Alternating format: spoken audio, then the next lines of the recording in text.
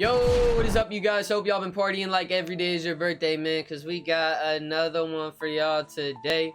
Video number. Alright. So we're gonna get right to it. I'm trying to think. I thought I had another announcement, but I might have said them all on the last video. So if you haven't checked out the last video, make sure you go check that out. But we got another video for y'all today, man. We got what if you tripled your testosterone levels, bro? Why not? You know what I'm saying? I was just scrolling and rolling for a video. I couldn't find any. Nobody sends me IRL videos, man. Hey, I love watching it.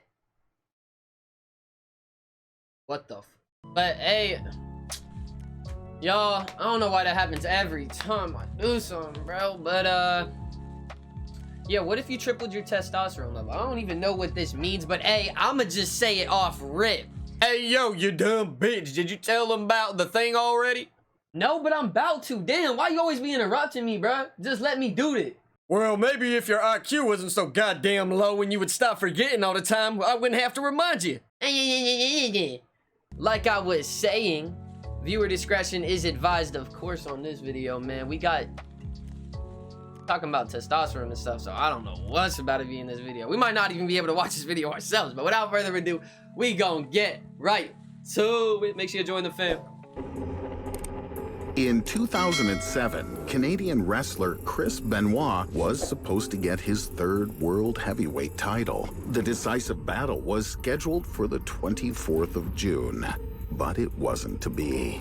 2 days before the event, Chris killed his wife and son in his own home and then committed suicide. As the investigation found out, the cause of the tragedy was not a banal outburst of rage. Scientists call the wrestler's disorder steroid rage. Chris had been using too much testosterone over the years to convert his body. Is that what steroids are, y'all? Is that what's in steroids that makes you bigger is testosterone? I've never known that, you know what I'm saying? I'm not a steroid taker or anything like that, so how would I know?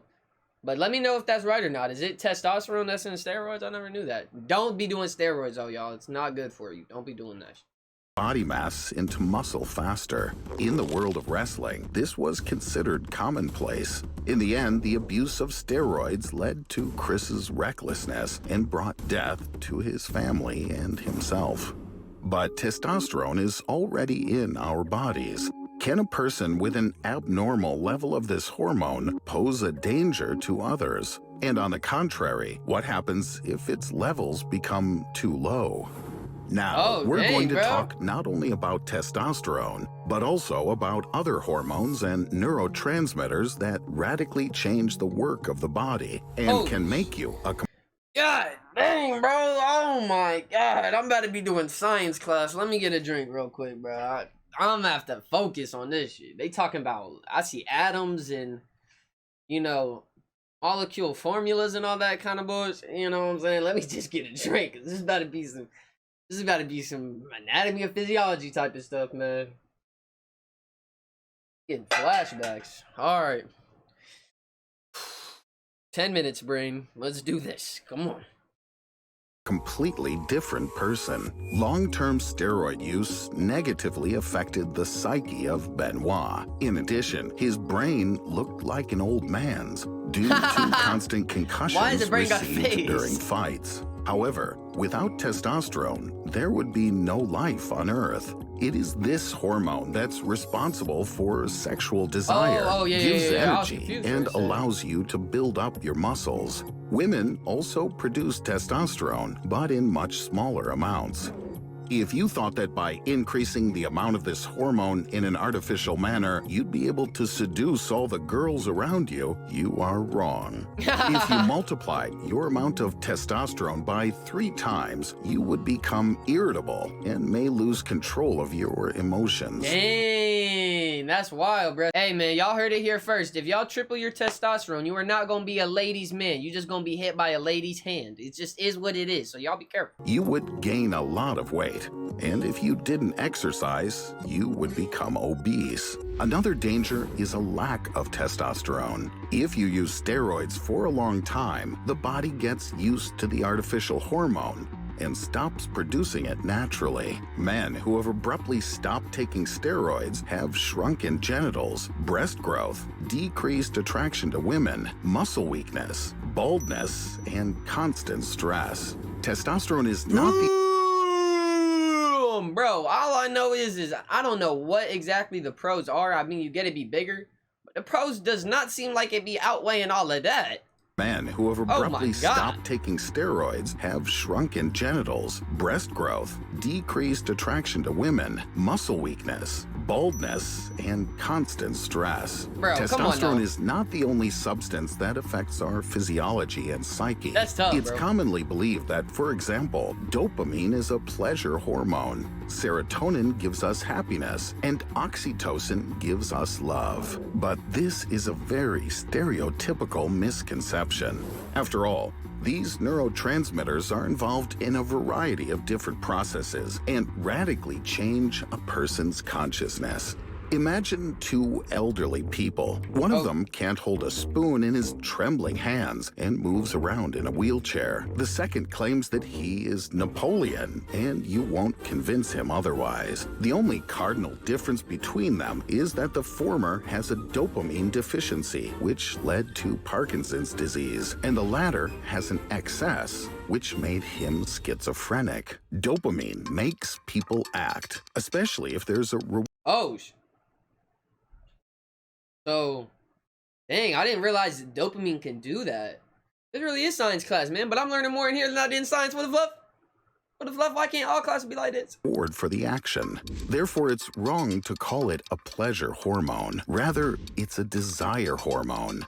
Without dopamine, you wouldn't get up in the morning for a job you don't like, but with it, you will rise. After all, at work, they pay money that you can use to buy something nice. The level of dopamine and oh my god! Look at that food, bro. I'm so hungry. I haven't even eaten breakfast today. Oh.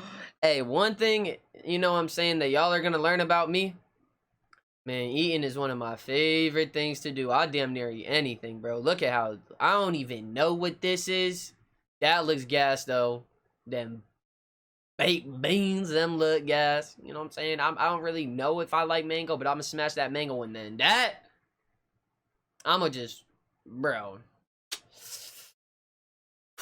Let me calm down, man. the level of dopamine in our bodies increases from delicious food, vivid memories, pleasant touches, and making love. The effect of the hormone is comparable to cocaine. You feel pleasure, but not euphoria. In this, you may focus too much on your thoughts and lose the motivation to do anything. That's why people who suffer from schizophrenia go crazy. They're so focused on their fantasies that they begin to perceive them as reality. That's why you shouldn't take cocaine. If you use it often, you can become psychotic and go off the rails. And when the effects of the drug are... Dang, man, that's actually, though, crazy. So, like, that's just what happens. If you're on the drug so much, you just... The trips and stuff that you have turns into reality. For you, you know what I'm saying? Or what you think is reality. That's actually really crazy and to think about that when you see those people, like, I don't know, doing whatever, like, that's just probably what happened. I mean, I'm no doctor, so don't listen to me. I'm just a guy watching a video, but that's pretty crazy. I've learned more than this, and I have my whole life. What the heck? Are over, you feel crushed because of the dopamine drop and won't be able to perform the simplest physical tasks. But there are other drugs that affect our brains differently.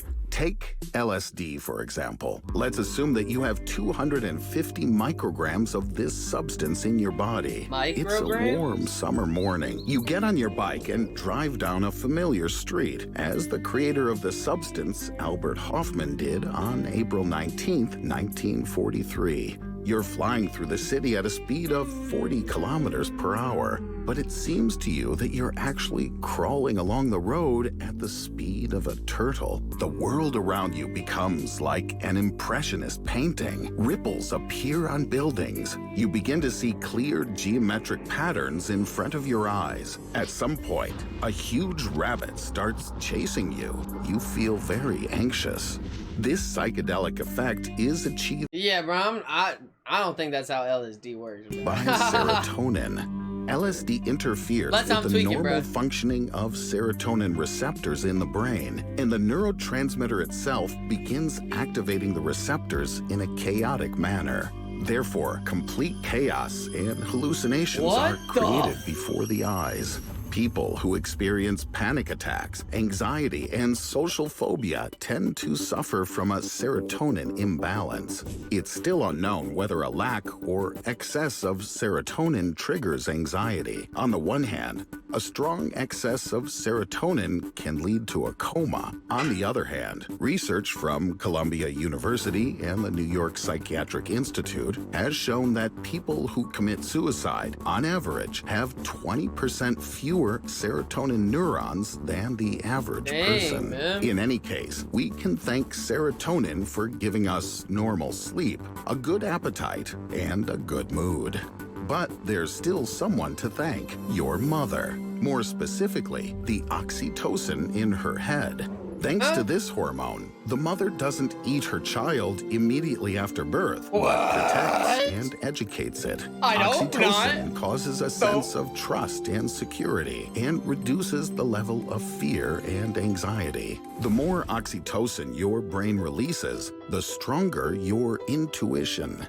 And this is a key factor in communicating with people. If you're able to easily find a common language with strangers, then there's nothing wrong with your oxytocin levels. Those who suffer from a lack of oxytocin tend to be withdrawn and depressed people. It's difficult for them to understand the meaning of love. They often quarrel with their partner. The saddest sight is a mother who's ready to give up her own child due to low oxytocin levels.